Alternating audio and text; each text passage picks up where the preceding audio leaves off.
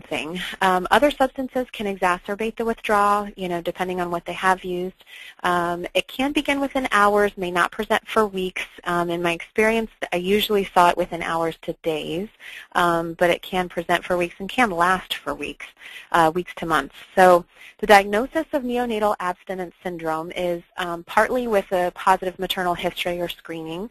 If mommy's on methadone, we usually have information from the methadone clinic of what her dose was and so forth, so we usually are pretty well informed.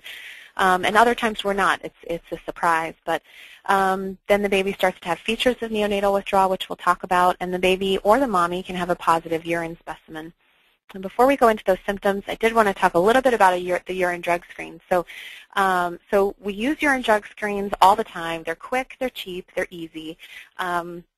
The only downside sometimes is that they have a low sensitivity, which means that they can have a high false negative rate. So just because you get a negative urine drug screen, as you probably know, it doesn't mean that they didn't use, as early as 7 days ago, depending on what type of drug they were using.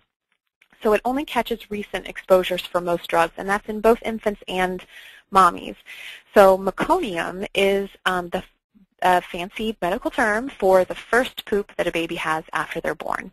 And it's a thick, black, tarry stool, and it can be sent for a tox screen, and it has a much higher sensitivity and specificity for drugs. It is usually a send-out lab. It's not usually done in the hospitals, and the results don't come back right away. It's usually days to weeks. I usually get it back relatively quickly. It's not usually weeks and weeks, but it's definitely not, the very next day.